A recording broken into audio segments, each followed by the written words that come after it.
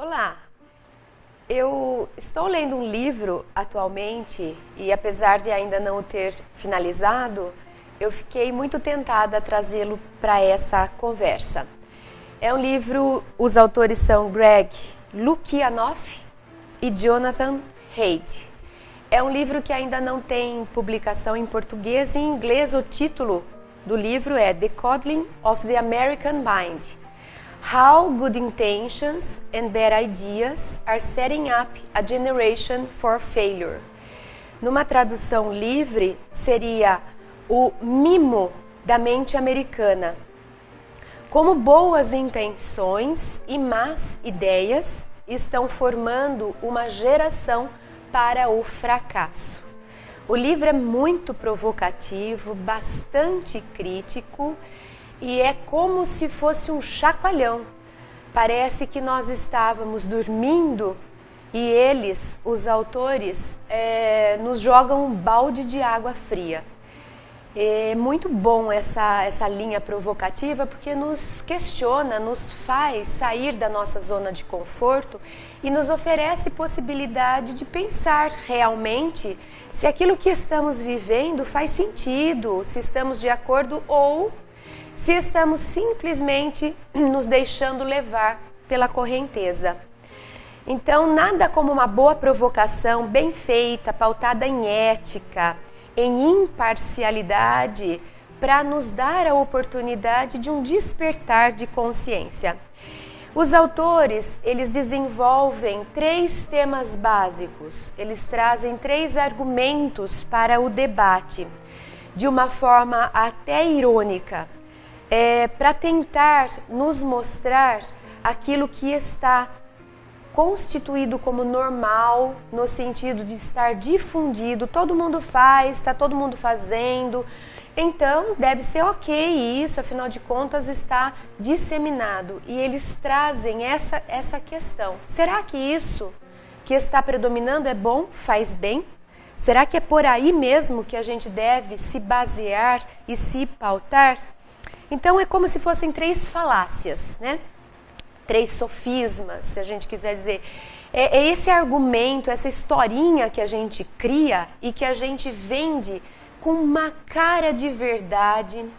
A gente consegue pôr argumentos que parecem lógicos, mas que um olhar profundo, uma pesquisa detalhada desmonta. Parece verdade, mas no fundo não é.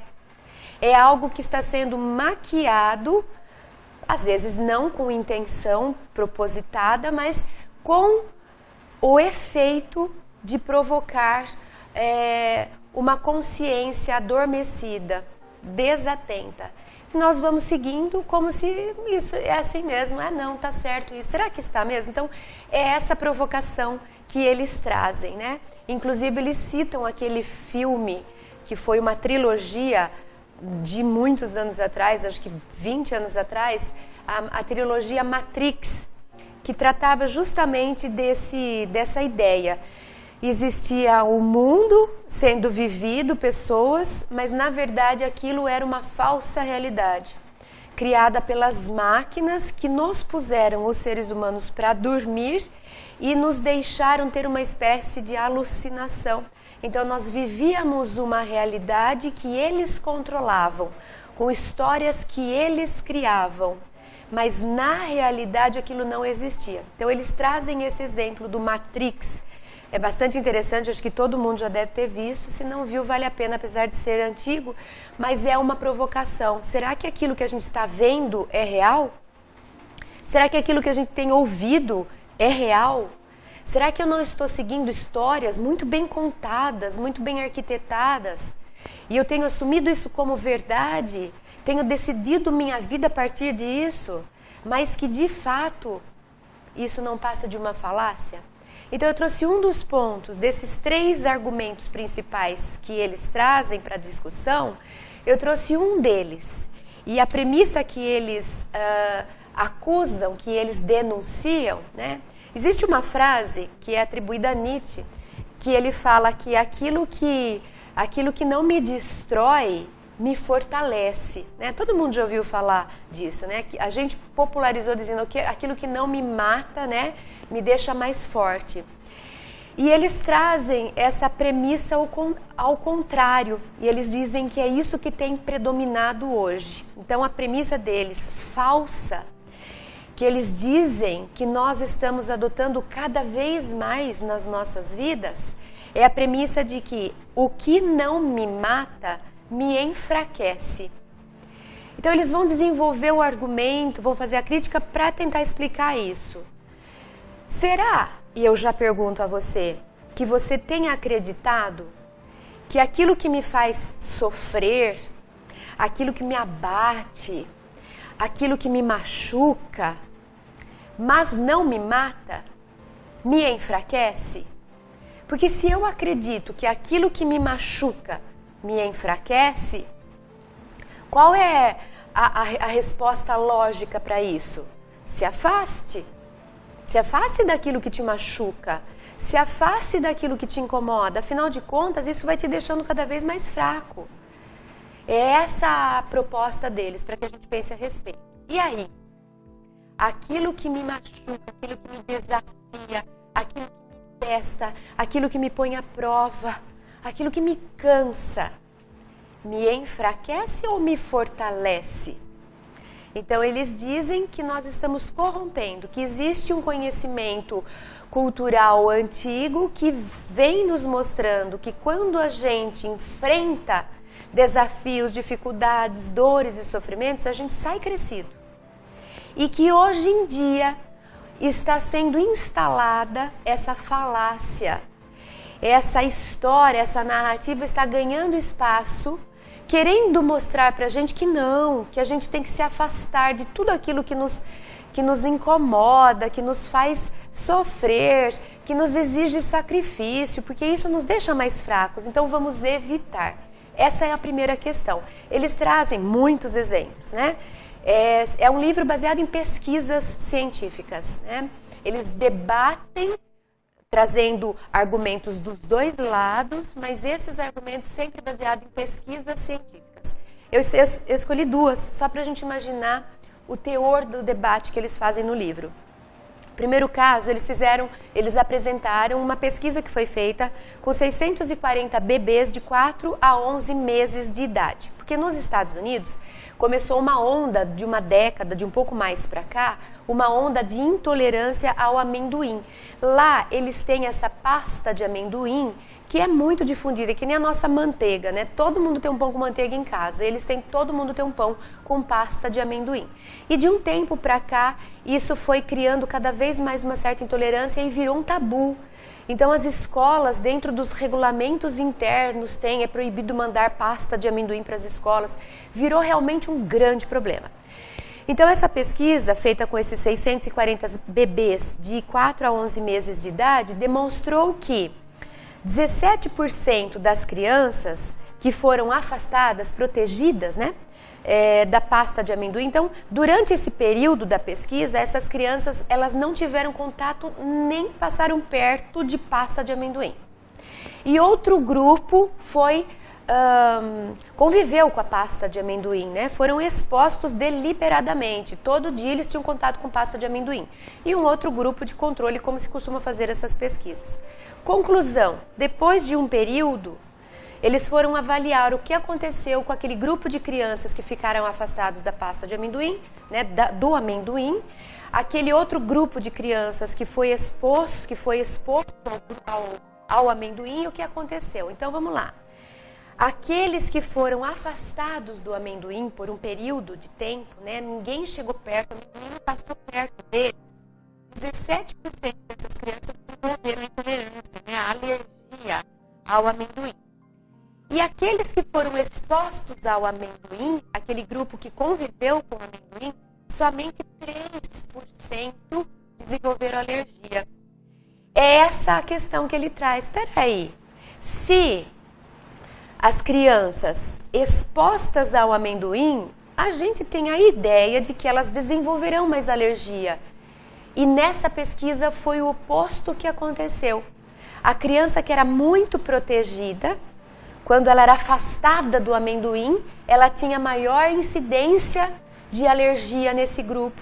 E aquele grupo que conviveu com amendoim, uma menor incidência. 17% de crianças que foram afastadas do amendoim se tornaram alérgicas a ele. E só 3% das crianças que foram expostas ao amendoim se tornaram alérgicas ao amendoim. Então, essa é uma das pesquisas para que eles comecem a debater a respeito disso. Será que a gente tem que ficar protegendo todo mundo? Ninguém mais pode sofrer, ninguém mais pode se frustrar, ninguém mais pode ter um desafio para enfrentar, ninguém mais tem que lutar por nada. Vamos afastar os perigos, vamos afastar os riscos, vamos facilitar o caminho. Será que isso nos faz bem? Será que isso não nos enfraquece? Será que nós não precisamos realmente aprender a desenvolver anticorpos, aprender a sustentar nossa batalha, desenvolver músculo para poder viver e poder enfrentar as lutas do dia a dia? Será que está certa essa tendência de afastar o que faz mal para proteger as nossas crianças? Daqui a pouco eu falo a respeito desse segundo caso que eu selecionei. Já, já. A Editora Frater conta com livros que trabalham reflexões sobre alegria, saúde e bem-estar, além de temas relacionados ao espiritismo. Entre eles, os títulos: A Dança entre Opostos, Viver no Mundo, Os Mestres de Nossas Vidas, de autoria ou coautoria de Cristiane Lenz Beira. Eles estão disponíveis para compra no site www.editorafrater.com.br. A renda obtida com a venda desses livros é revertida para a instituição Remanso Fraterno, apoiada por Raul Teixeira. É uma organização sem fins lucrativos, sediada no município de Niterói, atendendo a mais de 250 crianças e seus familiares, além de 85 adolescentes e jovens em situação de vulnerabilidade social.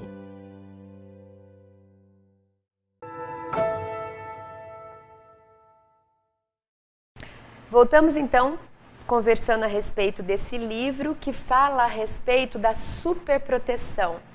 O quanto que a superproteção parece que tem gerado uma geração, ou seja, a nossa educação está demais protetora, ao ponto de gerar uma geração de fracasso, segundo os autores desse livro, Greg Lukianoff e Jonathan Haidt, né?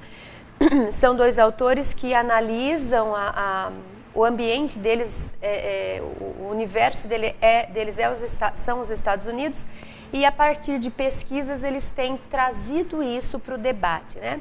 Nesse livro eles debatem 3 argumentos principais e um deles nós estamos conversando hoje. E esse pseudo-argumento, né, essa falácia que eles afirmam que está se alastrando é: o que não me mata me enfraquece. Em oposição àquela frase de Nietzsche, né? Aquilo que não me destrói me fortalece. Então eles estão mostrando pra gente, nós estamos conscientes do que nós estamos fazendo, eles trazem essa provocação. Certeza que a gente vai ficar protegendo as crianças, afasta desse perigo, isola daquele risco, não chega perto para falar sobre esse assunto, não pode envolver a criança nesse tema. Até quando isso é saudável e quanto isso pode ser prejudicial no sentido de não fortalecê-las para os embates, né? Nós sabemos que nós nos fortalecemos nas lutas, nos exercícios, nos laboratórios. Se eu não for para a academia, porque a academia me faz suar, sofrer, xingar a personal, ficar de mau humor, porque não é fácil levantar ferro, puxar ferro. Se a gente quiser se afastar de todos os exercícios físicos que nos cansam, o que vai acontecer com o nosso músculo? Se nós não quisermos ler porque dá sono, estudar porque é cansativo, frequentar a escola porque dá preguiça, o que vai ser do nosso desenvolvimento intelectual? Se nós não quisermos nos aprofundar em aprender a dialogar e a nos relacionar, como é que vai ficar? Como é que vão ficar as nossas amizades? Então eles vêm nos chacoalhar a respeito disso, dizendo que tem se alastrado essa cultura, essa falsa ideia de que nós temos que afastar das crianças e dos jovens qualquer coisa que possa ofendê-los, que possa machucá-los. Sim, nós não queremos tortura, exploração e nenhum tipo de violência, mas existe um limite desse afastamento. Chega uma hora que isso passa a ser nocivo, porque não permite que eles desenvolvam casca grossa ao lidar com as dificuldades do mundo. O mundo é difícil, as pessoas são difíceis. Não adianta eu colocar numa bolha o meu filho para que nada de ruim, de desagradável o afete. Quando ele sair dessa bolha, porque ele vai precisar sair para viver, ele não vai ter essa casca grossa para saber lidar com os embates da vida. É sobre isso que os autores falam. E eles apresentam algumas pesquisas. Uma delas a gente já falou no primeiro bloco. Outra pesquisa que eles trazem é um acontecimento na Universidade Berkeley, da Califórnia. Foi bastante noticiado na época, foi em 2017, quando foi o auge dessa superproteção. E ele conta a respeito de que a universidade começou a ser questionada pelos seus estudantes a respeito de alguns autores que eram estudados. Eles começaram a questionar e querer que, por exemplo, a faculdade de filosofia ou a faculdade de história excluísse alguns pensadores que, na época deles, eles defendiam argumentos que hoje são comprovados como não saudáveis, né? É como nossa discussão no Brasil a respeito do Monteiro Lobato, porque Monteiro Lobato usava expressões que para a época eram comuns. E a gente tirando Monteiro Lobato do contexto em que ele vivia e trazendo ele para os dias atuais, ele passa como preconceituoso. Então é esse debate, mas está certo eu trazer Monteiro Lobato para os dias atuais? Ele não é dos dias atuais. Ele nem está aqui para se defender. Quanto que é justo isso? Então começou essa onda nos Estados Unidos desse tipo de confronto, querendo excluir tudo aquilo que não fosse favorável, no sentido de que vai me machucar se eu estudar tal autor que fala a respeito de um outro tema que me é sensível. Então eles começaram a fazer esses embates com a universidade, querendo escolher o que eles estudariam. É como se eles não quisessem ver o mundo como ele é. Mas eu quero escolher só a parte do mundo que me é favorável, confortável. Então começou a ter ali alguns confrontos, né, de ideias. E nesse dia, um jornalista de extrema direita iria fazer uma apresentação. Inclusive, ele poderia ser debatido, questionado, tinha diálogo, tinha espaço para o diálogo. Quer dizer, eu ainda posso, se não concordar com ele, falar, eu posso me expor, eu posso questionar, eu posso contradizer. Mas o que aconteceu naquele dia foi algo que ninguém entendeu, foi inusitado. Resumindo a história, para impedir esse jornalista de extrema direita de fazer a sua palestra na universidade, um dos maiores tumultos, se não o maior daquele campus aconteceu. Para se ter uma ideia, teve todo tipo de arruaça, de quebradeira, de violência, até coquetel Molotov foi lançado. Olha, uma guerra aconteceu para impedir a voz de um jornalista de extrema direita. Ele se declarava, sou de extrema direita. Ele não estava querendo converter ninguém e já era sabida que a fala dele era polarizada. Mas porque a fala de alguém é polarizada, precisa ser calada, nós não podemos mais expressar. Ninguém está dizendo que ele estava dono da verdade. Ele estava trazendo sua fala, como um outro de extrema esquerda também trazia sua fala. A gente ouve todo mundo e depois a gente decide quem pra gente aquilo que faz mais sentido. Mas será que tem que ter agora um policiamento a respeito do que eu, como cidadã, né, como uma pessoa comum, vou poder ouvir? Alguém é que vai escolher o que eu posso ouvir para não me sensibilizar? Será que essa pessoa que acha que precisa escolher o que me chega está achando que eu não dou conta de lidar com as dificuldades da vida, de ouvir aquilo que pode me ferir? Será que ele está dizendo que eu não sou capaz de me defender, eu preciso que alguém me defenda? Esse é o argumento que tem por trás? Final da história. O lema daqueles que fizeram a arruaça mascarados, então veja, eu vou para defender uma coisa mascarado. Será que eu estou ciente do que eu estou fazendo é correto? Por que eu vou mascarado então? Mascarados, eles diziam, estou ferindo alguém, né? Porque eles feriram muitas pessoas, tem vídeos mostrando. Uma mulher com o seu marido, eu acho, eles foram derrubados e espancados, sem motivo, porque estavam no meio do fervor. E uma pessoa é que resgata eles, porque senão o marido ficou inconsciente. Então, o que aconteceu ali? Que guerra era aquela, né? E aí, interpelado, um deles diz assim, sim, estamos ferindo alguém, mas estamos ferindo alguém para que ele não venha a ferir alguém. Oi, né? Peraí, como é que é essa história? Então é assim, você vai me ferir se você abrir sua boca. Você vai falar um tema que me é desconfortável, eu não gosto, eu não concordo, eu não acho certo. Se você abrir a boca, eu vou ficar muito bravo. Então sabe o que eu faço? Eu te firo, eu te machuco, eu te violento para te calar. Quer dizer, eu pratico uma violência contra você para que você não tenha chance de fazer uma violência contra mim.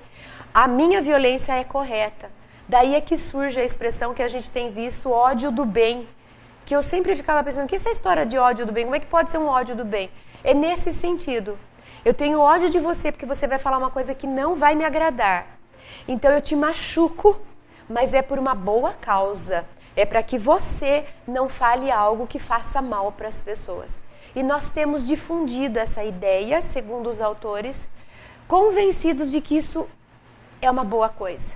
Quer dizer, estamos partindo da premissa que precisamos censurar, fechar a boca, não permitir e até machucar, se for preciso, alguém que venha contrapor o que eu entendo como saudável, como confortável, como bom.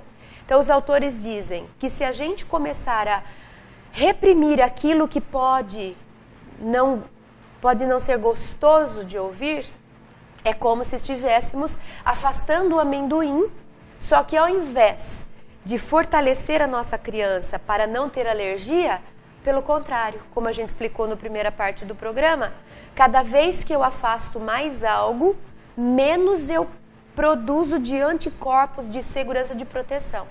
Então, se eu quero preparar o meu filho para lidar com as violências que acontecem no mundo, não é afastando as violências, é fortalecendo-o para que ele consiga ter sua voz, discernimento para saber escolher e capacidade de poder passar por aquilo. Isso é fortalecer o ser humano. Isso é acreditar que o filho dá conta de viver nesse mundo duro. Eu não preciso afastar o mundo duro. Eu posso fortalecer o meu filho. Não estou dizendo que nós vamos escancarar e expor a qualquer tipo de violência, não é isso. Mas entre um extremo e outro existe o bom senso no meio termo. Então é sobre isso que esses autores têm nos convidado a refletir. Daqui a pouco a gente volta para fazer então um fechamento. A editora Frater conta com livros infantis e infanto-juvenis que trabalham diversos temas, como autoconhecimento, empatia, felicidade, entre eles, como é difícil escolher, erramos, e agora? As boas ideias dos meus amigos e muito mais. Títulos de autoria de Cristiane Lenz Ribeira. Eles estão disponíveis para compra no site www.editorafrater.com.br. A renda obtida com a venda desses livros é revertida para a instituição Remanso Fraterno, apoiada por Raul Teixeira. É uma organização sem fins lucrativos, sediada no município de Niterói, atendendo a mais de 250 crianças e seus familiares, além de 85 adolescentes e jovens em situação de vulnerabilidade social.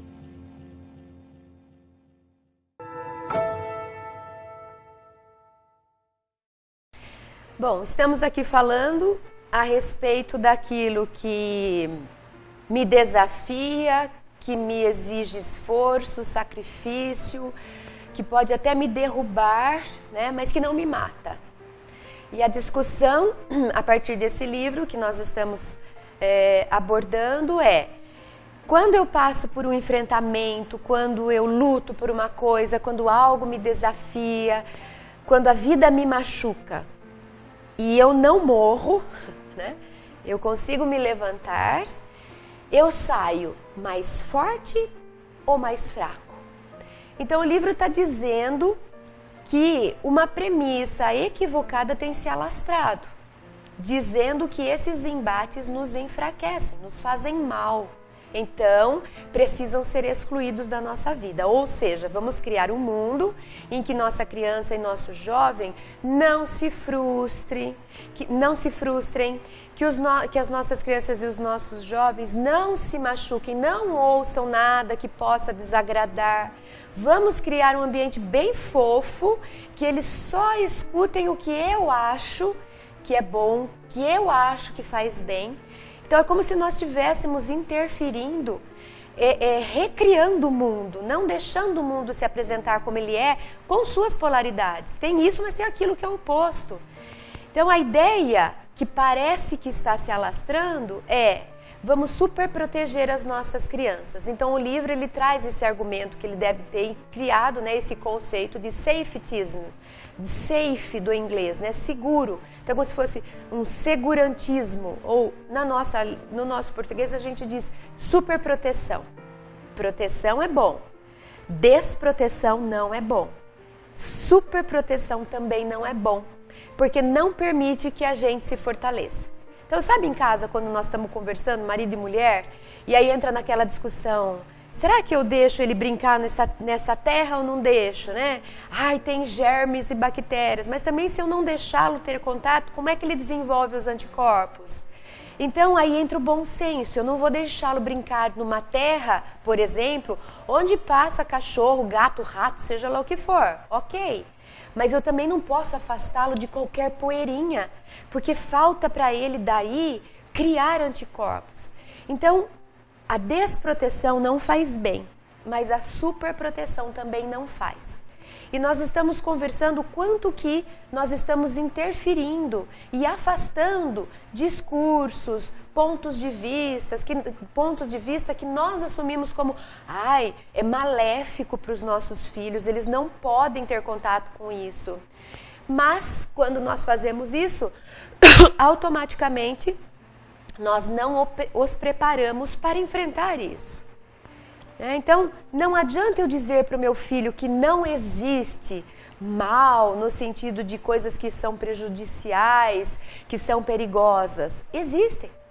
Eu preciso dizer para o meu filho, existe, está aí, as consequências são essas, os riscos são aqueles, os perigos são esses, acontece se você for por esse caminho, acontece isso, isso, isso. Ao mesmo tempo, eu fortaleço, mostrando para ele o que é integridade, o que é honestidade, o valor disso, o quanto é importante ele se amar, o quanto é importante ele se cuidar. E pronto. Agora, filho, que eu te mostrei os riscos e que eu te fortaleci dizendo como é importante você se cuidar, eu te deixo ir viver.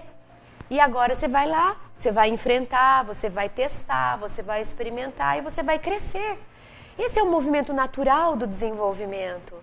E nós estamos começando a fazer um movimento contrário, que vocês já ouviram falar da geração mimimi, né? Não pode falar nada porque ele fica ofendido, não pode tocar nesse assunto porque ele fica nervoso, não pode mostrar tal cena porque choca, né? Não estou dizendo que a gente precisa expor as crianças à violência, não é isso. Eu estou trazendo para a crítica, na verdade, nem sou eu que estou trazendo, são esses autores, eu estou só de papagaio deles aqui, né, de reprodutora. Mas o que eles trazem para que a gente questione não está demais isso? Será que a gente não está falando para os nossos filhos, vocês são uns incompetentes, uns fracotes, vocês não dão conta de nada, então eu preciso filtrar tudo. Vocês não podem ter contato com certas linhas, vocês não podem ouvir certos autores, vocês não podem presenciar certas situações, porque senão vocês vão se enfraquecer, né? Como é que a gente está preparando as crianças e os jovens para a vida? A vida é diversidade. Na vida tem de tudo, tem prós e contras, tem gente da extrema direita e da extrema esquerda. Como é que eu vou falar sai, extrema direita, ou sai, extrema esquerda, que meu filho só vai poder ouvir um discurso, só vai poder acreditar numa linha, só vai poder ler um autor? Isso é preparar para a diversidade? Não é. Isso é polarizar uma geração inteira, isso não faz bem. Então os autores nos falam a respeito dessa resiliência que a gente precisa desenvolver nos filhos, né? Resiliência é um conceito da física a partir das análises, né, das características dos materiais. Então, o material resiliente é aquele material que, sob pressão, sob alta temperatura, depois que ele é exposto a alta pressão, a alta temperatura, ele consegue voltar ao seu aspecto natural. Ele não se rompe, ele não perde suas propriedades. Vamos imaginar um elástico, né, que eu puxo ou que eu dobro, né, o que eu estico, o que eu posso fazer e quando eu solto o elástico volta. Ele é resiliente, né, ele tem um grau de resiliência. Mas se eu pegar, por exemplo, o vidro e eu for torcer o vidro, ele se rompe. O vidro não é resiliente. Se eu quiser esticar o vidro, ele se quebra. Se eu quiser puxar, se eu quiser bater, o elástico eu bato, não acontece nada. O vidro eu bato e eu quebro. Então eles estão nos propondo isso. Estamos criando filhos resilientes que aguentam, né, um repuxo, um apertamento, que conseguem lidar com algum tipo de dificuldade na vida, mas se mantêm depois íntegros? Ou estamos criando filhos que não são resilientes, que são de vidro, que se alguém falar uma palavra que o magoa, ele se rompe, ele se quebra? É essa a proposta. Aí eu pergunto, tem aumentado o número de depressão entre jovens. O que é depressão? Depressão é esse sentimento de não quero viver, tá difícil, não estou gostando mais. Será que pode ter relação? Será que está faltando resiliência para viver a vida com as dificuldades? É como se os jovens estivessem falando, ai, está tudo muito difícil. Se está tudo muito difícil, significa não estou dando conta. Se eu não estou dando conta, talvez eu não esteja tão forte o suficiente. Será que não está faltando a gente fortalecer os filhos? Vai, filho, você consegue, você dá conta. Ao invés de super proteger e não deixar ele se expor a nada, porque ele não pode ouvir a respeito disso. Selecionar filósofos, porque ele não pode ter acesso a isso, aquilo. Nós temos que trazer diversidade para que ele possa se expor a tudo e ter a própria mente para selecionar o que não é bom. Nem a ideologia de falar só isso, né, que isso faz mal. E nem só aquilo. O bom é a gente mostrar para eles que o mundo é diverso, né, e que precisa desse enfrentamento. Então, para a gente terminar, eles trazem uma analogia que eu achei sensacional. Eles falam a respeito do quanto que, se a gente retirar a lei da gravidade da nossa vida, o que acontece com o nosso corpo, né? A lei da gravidade é essa força da gravidade, essa força que me faz para eu ficar aqui na Terra, né? Se não tivesse a gravidade, a gente ficaria que nem no espaço, a gente flutuaria. A gravidade me mantém presa na Terra, mas ao me manter presa na Terra, ela faz com que meu corpo reaja. Então a gente está sempre se opondo à lei da gravidade. Os meus músculos, eles estão sempre forçando contrária à gravidade. A gravidade me empurra e eu empurro a gravidade, né? Então eles dizem assim, imagina que se a gente não tivesse que lutar com a gravidade, como seria? E eles analisam a vida dos astronautas que ficaram, 6 meses, 4 meses no espaço. Olha o que acontece com o corpo humano. Fraqueza muscular, perda de massa muscular chega a 5% por semana. Na volta de 4, 5 meses no espaço, se a gente colocar um cobertor sobre a pele tem a sensação de que tem um peso de 5 quilos sobre ela. Então, 5% de perda muscular por semana. Esqueleto de vidro, eles chamam, porque massa óssea cai 1% ao mês e a gente vai tendo problemas ósseos pela falta de gravidade. Pouco sangue faz com que o sangue não desça para os pés, que a força da gravidade vai para os pés, ele vai muito para o cérebro entende que tem sangue demais, para de produzir. Conclusão, o volume cai 22% em 3 dias.